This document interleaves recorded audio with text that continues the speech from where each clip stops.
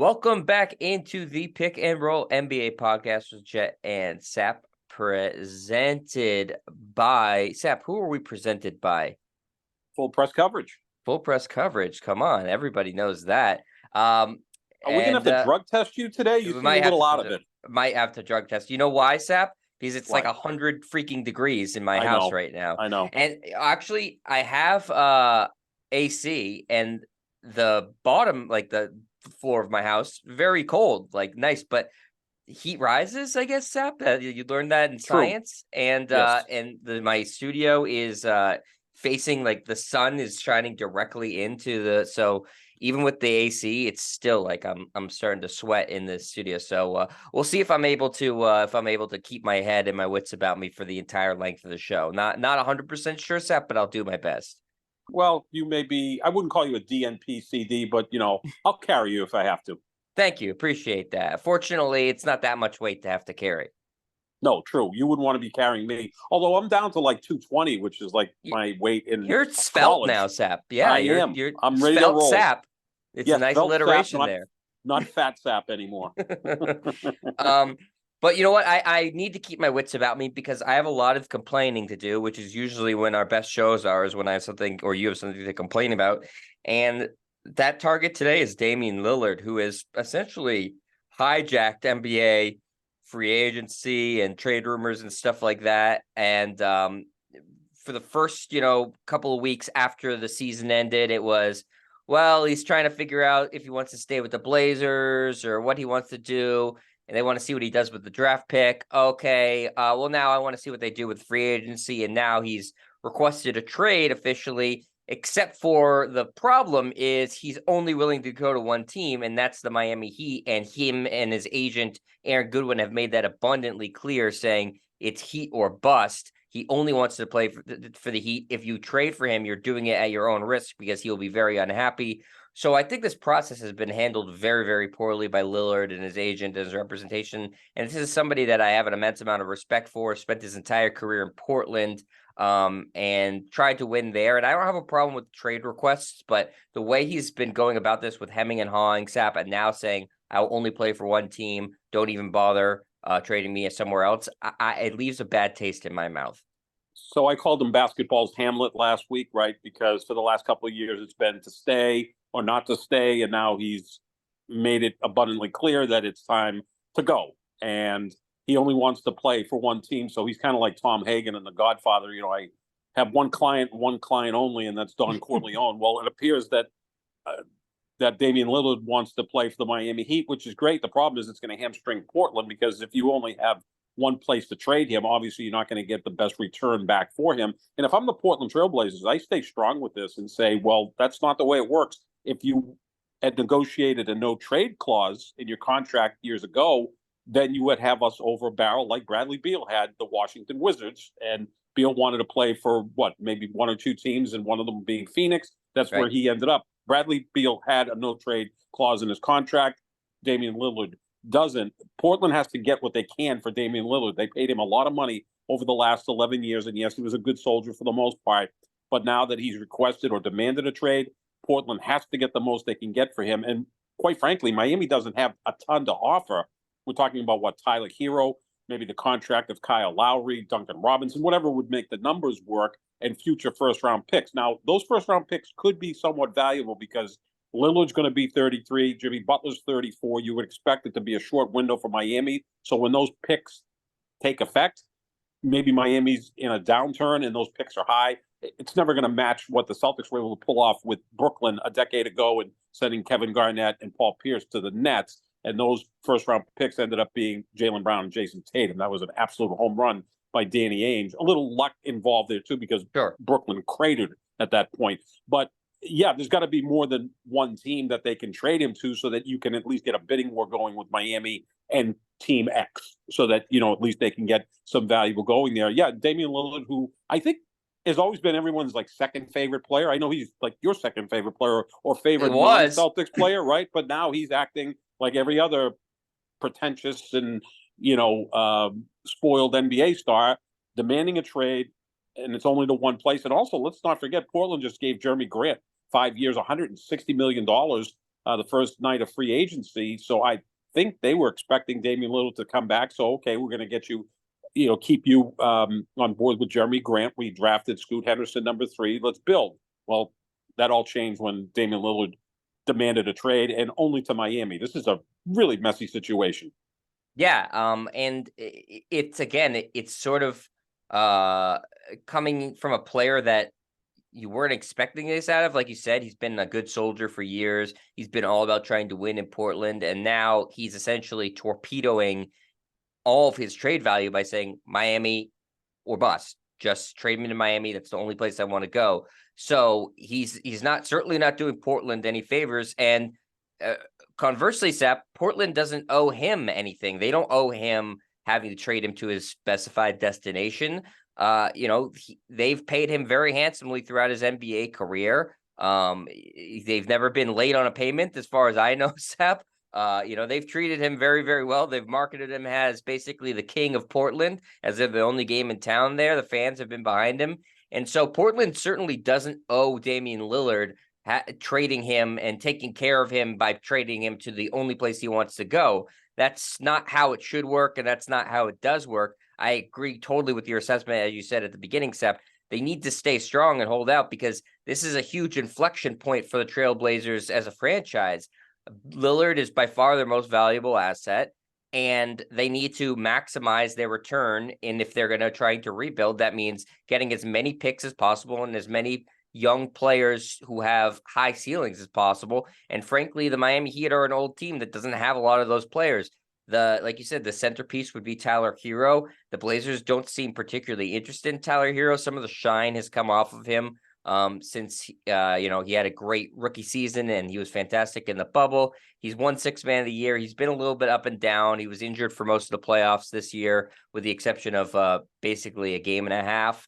And the Miami Heat were able to be wildly successful without him. And he signed a big contract too, so it's not really an appealing contract to take on either, Sap.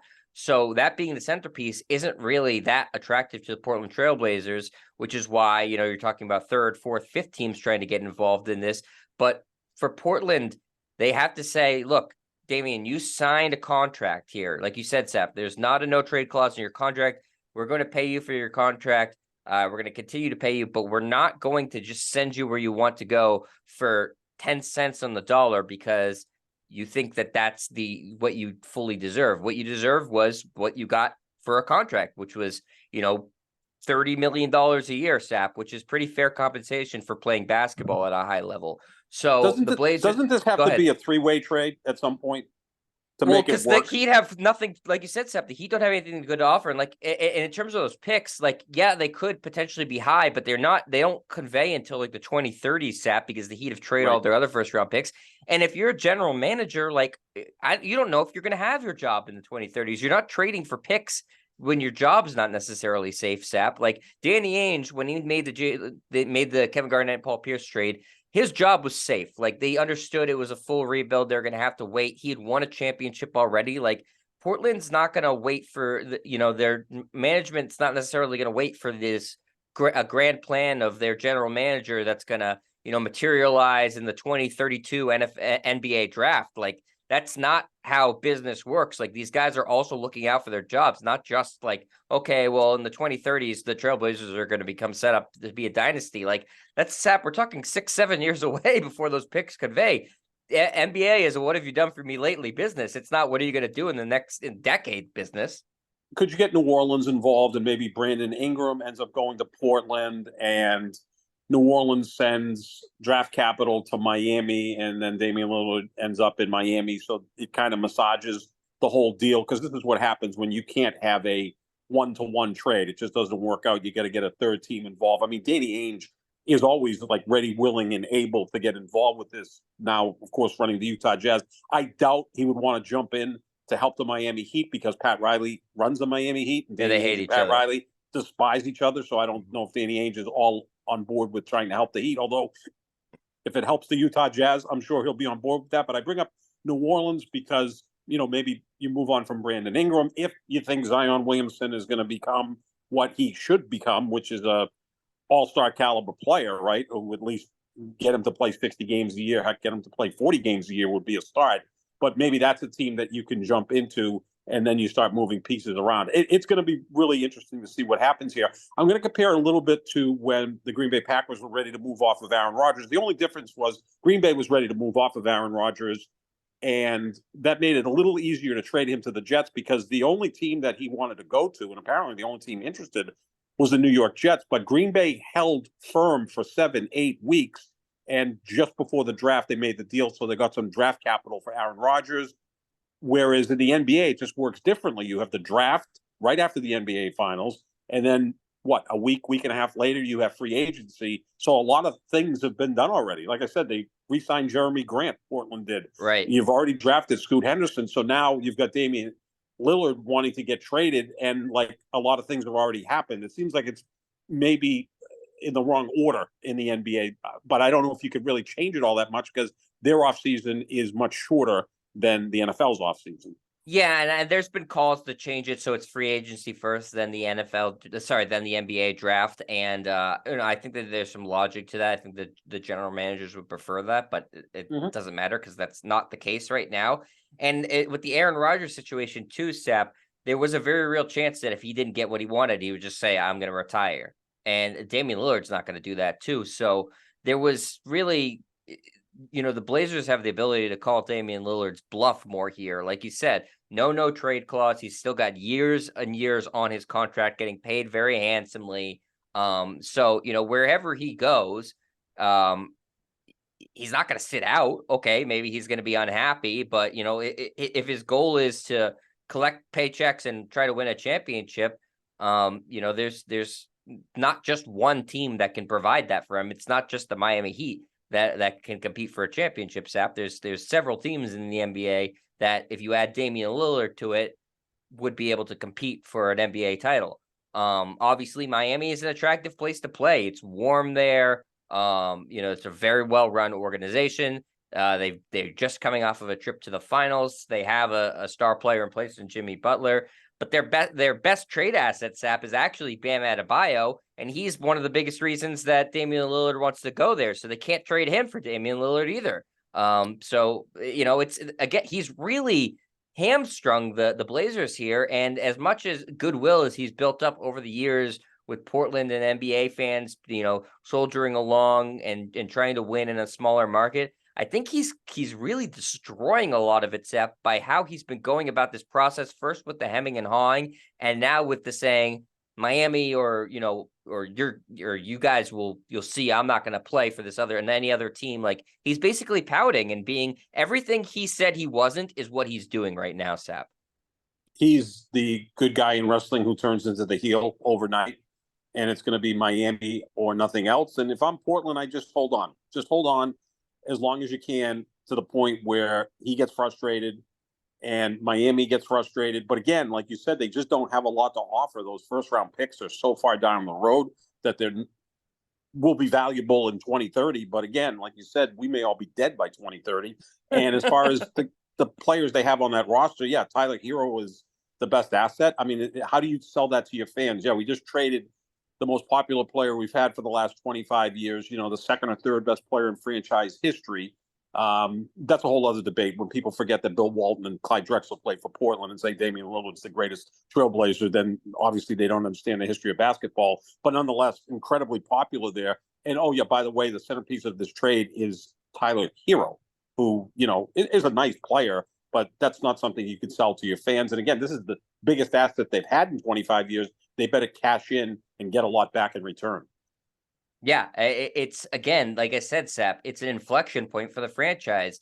And I've been seeing this on Twitter too, which I think is so foolish. And people saying, NBA players are going to pay attention to how the Blazers are dealing with this Damian Lillard situation. If they don't trade him to Miami, they're going to really take notice of that. It's like, when has a big free agent signed in Portland ever? Remind me, when does that happen? Portland is only, like a lot of teams in the NBA that are in a small market, only able to acquire players via the draft, like Damian Lillard, or a trade. So right. Why do they give two craps about how NBA players are viewing how they handle the Damian Lillard situation. They need to do what's best for them. Believe me, if they trade him to Miami, no one's raising their hand and saying, you know what, I appreciate how Portland did this. I'm going to go sign with the Trailblazers because of how they treated Damian Lillard. On no planet and no reality is that happening, Sap. So people saying, well, it's important that they, do right by Damian Lillard here because it's going to affect how players view the Portland Trailblazers. Like if it was the Lakers or something like that, like it might be a little bit more important. For the Blazers, it has zero impact whatsoever. Yeah, that's an absurd statement by any people that believe in that. Yeah, like I'm a free agent. I want to go to the Lakers, the Heat, maybe the Knicks or wherever.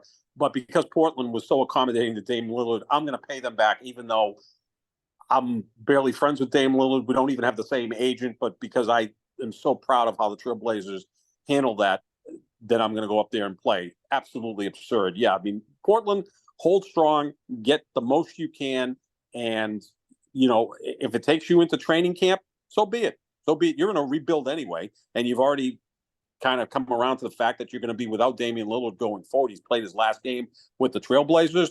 Hold out. There's no need to make this deal right now. Hold out and get as much as you can from Miami, or you get a third team involved, or at some point Damian Lillard's going to want to play basketball, and there's going to be some other options. There are other good options, whether it's the Celtics, the 76ers in the East, and trade him into the Western Conference, because by the time Portland's ready to contend, Damian Lillard's going to be ready to retire. I've always pushed back on don't trade him within the conference. Heck, I admire Bill Belichick for trading Drew Bledsoe to the Buffalo Bills right in his own division after winning the Super Bowl. People were like, how can you trade a valuable asset like Drew Bledsoe, who was going to get traded once Brady won that Super Bowl, within the division? And essentially Belichick said, well, first of all, I know how to stop him, so I'm going to play him twice a year, but also they gave us the best package. That's why I know the Packers were adamant we're not going to trade him into the NFC. When talking about Aaron Rodgers, well, just go ahead and do what you have to do to get the most back. Yeah, I agree with you. You have to look at timelines, right? Like the Blazers are not going to be competitive for a while. They weren't competitive with Damian Lillard the past couple of years. So, without him, they're going to be not competitive. So whatever is they need to take whatever is the best offer, period. That and hold out for as long as possible. It's not the NFL where Damian Lillard is going to hold out and not play for the team he gets traded for. He's going to get paid and he'll collect his checks and play for the team. And he's not going to retire because he's still got plenty of basketball left in him. So it's really just sort of a matter of, Sap, like you said, they need to not acquiesce and bend over backwards for Damian Lillard and the Heat right now. Let the Heat twist in the wind and Lillard twist in the wind and make them, figure out how to get the most possible for in terms of that transaction. So we'll have to see 3rd team, 4th team, 5th team gets involved maybe. And when this trade materializes, but right now, I think Portland's doing the right thing and holding strong, and that's what they're going to have to do. Even as other teams around them make moves, like the Dallas Mavericks, Sap, yesterday, agreeing to a sign and trade with the Boston Celtics to get Grant Williams into town. They send out Reggie Bullock and a couple of second rounders. The Boston Celtics now, by my count, have approximately 227 second round picks over the next couple of years. And Bullock goes to San Antonio, so the Celtics don't even get a player in return. Yeah, no player. Just second round picks. So yeah, they literally have 9 second round picks over the next 5 or 6 years. So, right now Brad Stevens is Bill Belichick circa 2009, when the Patriots had 4 second round picks and used them all in that draft. Yeah, second round picks apparently are going to be valuable going forward because of the new CBA, or maybe because the best player in the world was drafted in the second round. Nikola Jokic was the 41st overall pick a decade ago. So maybe general managers are like, get me a lot of second round picks. Maybe there's another Nikola Jokic out there, which is not the case. He's literally basketball's version of Tom Brady, who went 199 and ended up being the greatest quarterback ever. I don't understand this, other than the fact that obviously this has a lot to do with the salary cap and the new CBA and how much owners are going to have to tighten the belt that they just, quite frankly, couldn't afford to give Grant Williams 4 years, $54 million. So they just got second round picks back from Dallas. In terms of the Celtics, it does appear to me that Brad Stevens has thrown his entire support behind Joe Mazzulla, right? Because the most vocal critics of Joe Mazzulla in terms of players last year were who? Marcus Smart traded to Memphis. Grant Williams, now a member of the Dallas Mavericks. Malcolm Brogdon, who was part of the original Kristaps Porzingis deal a couple of weeks ago. Those are the three players who were critical of Joe Mazzulla. We know Marcus Smart said that after a playoff win that, Joe's been getting hammered and we understand why. Right. Rightfully No, he so. said rightfully so. Rightfully so, which is one of the oddest things I've ever heard a player say about his coach.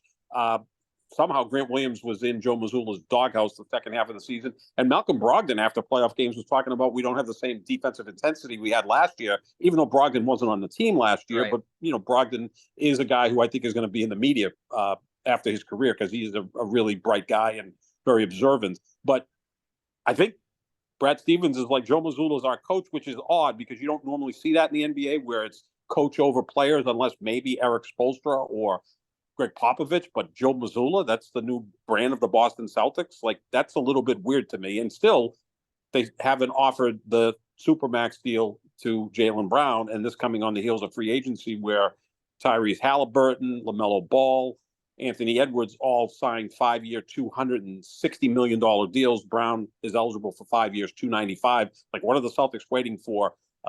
Get that done because you don't want that lingering out there with trade rumors and, Jaylen Brown getting pissed off that maybe he's in the latest trade rumor potentially for Damian Lillard. Yeah, I think that there's definitely something going on with the Celtics. It's just hard to figure out if they're gearing up for another big move or if this is all has to do with the new CBA and the new, salary cap concerns.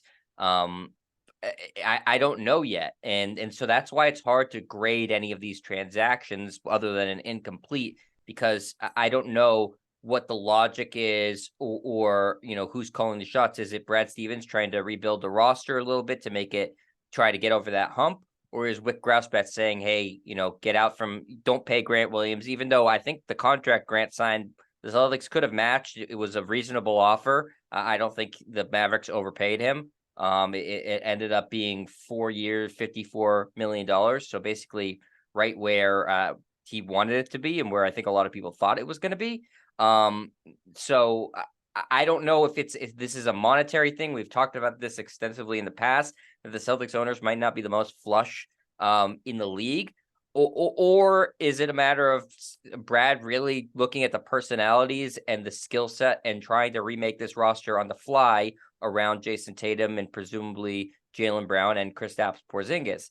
I don't know yet. I hope it's that, and I hope it's not with Grousbeck saying, hey, let's curtail the spending a little bit here because you're entering the prime of Brown and Tatum's career, and anything other than trying to put the best product on the court possible is a real disservice to the fans and frankly a slap in the face to the fans. So I hope with Grousbeck, even though he said that, yeah, spending is not an issue for us, saying that to the media and what you're saying behind the scenes are two very different things.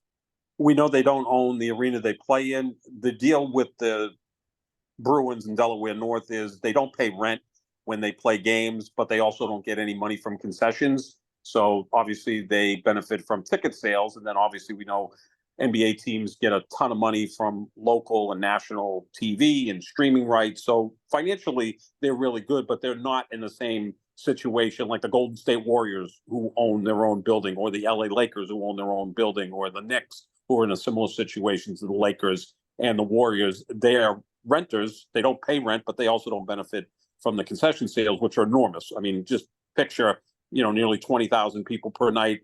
I would assume the average person that goes in there spends $50 on beers, hot dogs, pretzels, whatever. You're talking about $1 million per game, 41 home games, playoffs. That money adds up. They don't benefit from that. So that, obviously makes their books a little less profitable than, say, these other teams that I mentioned. But yeah, I've always felt that the Celtics aren't the most cash rich franchise in the NBA, and maybe they have to act accordingly. But Grant Williams, I think, is going to be fine in Dallas, although it's going to be interesting to see that locker room with Luka, Kyrie Irving, and Grant Williams. I mean, I would assume Grant Williams at some point is going to irritate both of those guys.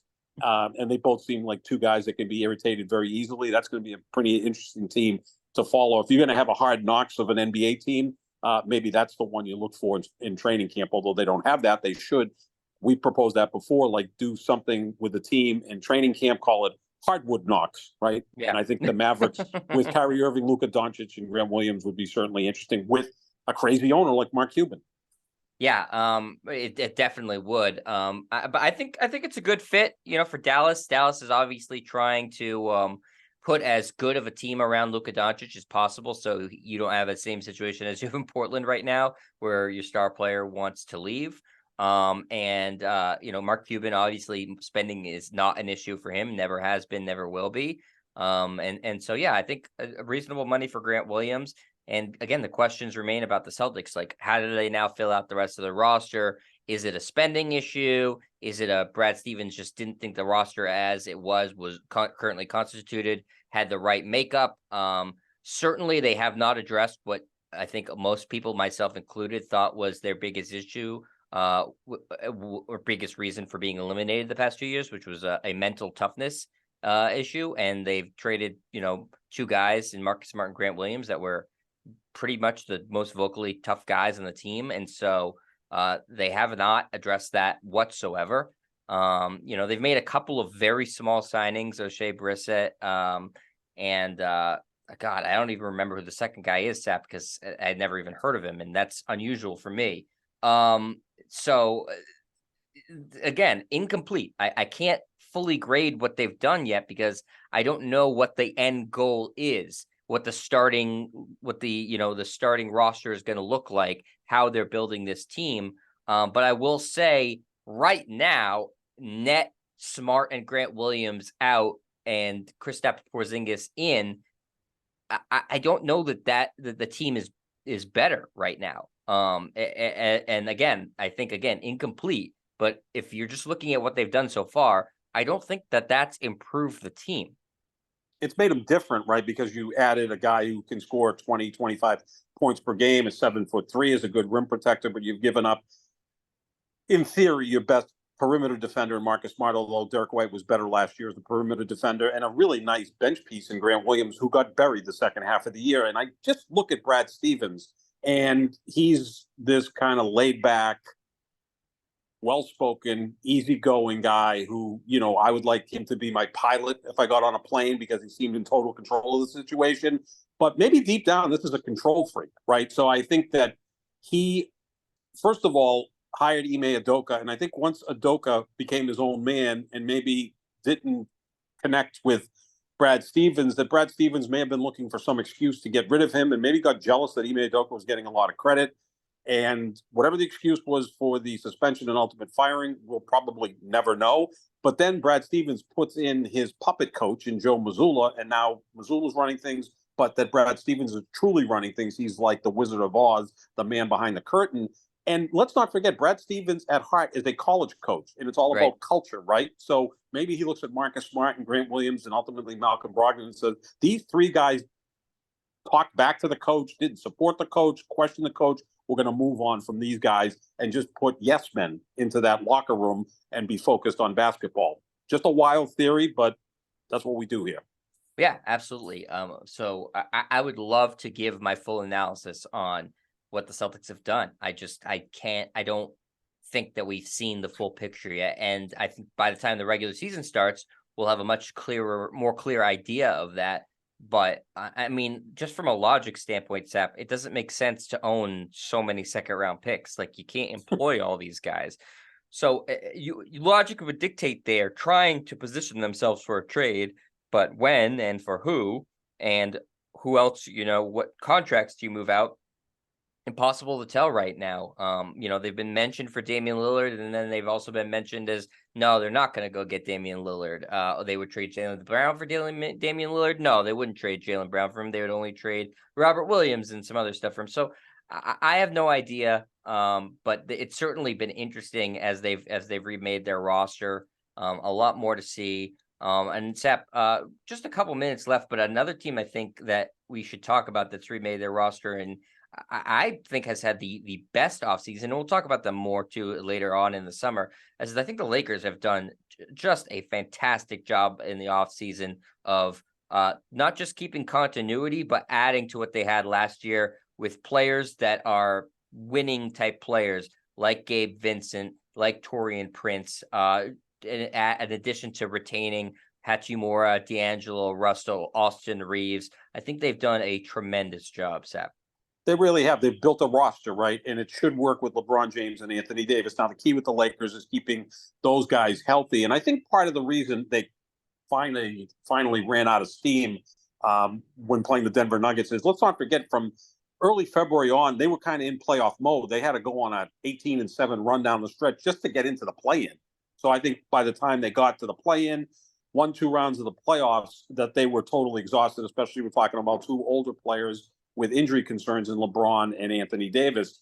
I also think Cam Reddish is a lottery ticket, right? This is someone who, when he was recruited by Duke, was one of the top recruits coming out of high school, had a decent one-year career at Duke, is disappointed in the NBA, but maybe he's going to the right situation. So he could be that lottery ticket that really blossoms with LeBron James. And let's not forget this thing, and I want to point this out, that only two Duke Blue Devils have ever won NBA titles, right? I mean, Duke's had this long history the last 35, 40 years of producing a ton of great NBA players, although not as many as you think, because I think at this moment we'd agree that Grant Hill's probably the greatest Duke player to play in the NBA. I think Jason Tatum could surpass him at some point, maybe Kyrie Irving if he puts together a few good years.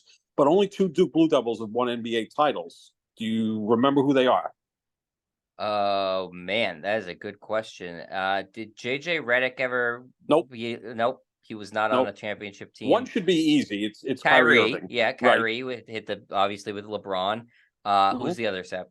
Shane Battier, also Oh with yeah, Shane LeBron. Battier with LeBron on the Heat. So Sure. my theory is And this will be the neither third one is Duke the best player. player. Neither one is the best player on the team for what it's worth. Of course, yeah. I mean, when you got LeBron on the team, he kind of seals the deal with that notion. But this will be the third Duke Blue Devil to win an NBA championship, all with LeBron James. So that's my early prediction for 2024. I think that again, they like I said, they've done a really good job. They were playing some of the best basketball of any team after they remade their roster at the trade deadline and added those guys like from Minnesota and Washington. They in retaining them, they've kept that continuity and they've added guys that can help them. And Gabe Vincent is exactly the type of player we talk about that you want to surround LeBron with, which is a smart player who can shoot threes. And that's what he does. You saw it against the Celtics. He just absolutely killed them, lit him up. Wasn't as good in the finals, but a very, very good three-point shooter. LeBron, throughout his career, that's when he's been the best, Sap, is when he's had three-point shooters surrounding him. And now he's got a couple of good options.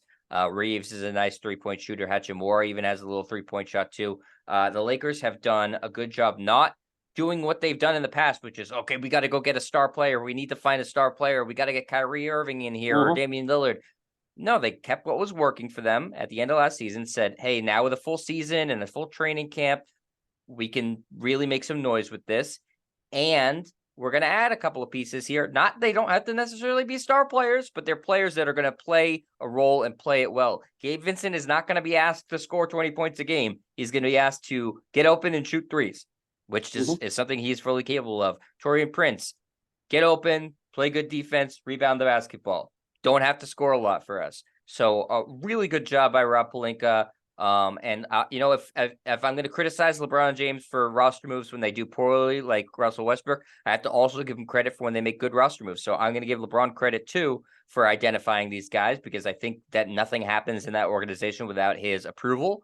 The Lakers, for me, Sap, have had the most successful offseason because they played it smart instead of playing it like a team that is desperate to win. You can't just try to make a home run. Sometimes you just got to hit a single or a double. Yeah, no, I think they added some really nice pieces. Players that can shoot, can defend. That's what you need. And again, keeping Austin Reeves and Rui Hachimura was essential because those two guys really fit in. And now you just build your roster up from there. They did have a good offseason so far, and they'll be one of the favorites in the Western Conference without question. For what it's worth, Sap, too, I think that the deals that they signed those guys on were reasonable money. Austin Reeves got less than what I thought he was going to get. I think the fact that he was a restricted free agent scared some teams off from, it would have tied up the money while the Lakers were deciding whether or not to match, and then they would have lost out on somebody. So I think that maybe hurt Austin Reeves. But I think financially they didn't stretch themselves too thin either, which again, you've talked about this before too. Yes, they're the biggest brand in basketball, but sometimes they are still like a mom and pop shop. So they don't want to put, bad money, on long money on contracts, and they didn't spend dumb money. The Russell Westbrook contract was an albatross that they traded for. And I think they were learning from that sort of mistake. Yeah, I mean, signing Kyrie Irving would have been a mistake. Maybe James Harden trying to trade for him would have been a mistake, or Chris Paul. They got good, solid basketball players because that's how you build your roster. You have your two superstars. You've got your essential role players with Achimura, but you also have other players who can play definitive roles, playing defense and hitting threes, and that's how you build a championship roster. Yeah, it is. And so, look out for the Lakers in the West. I certainly think that they're going to be one of the teams competing, as long, again, like you said, Sep, and like we always have to preface, as LeBron and AD stay healthy. If they are not, doesn't matter what they do for, on the fringes of the roster. They're not winning anything. Those guys need to stay healthy.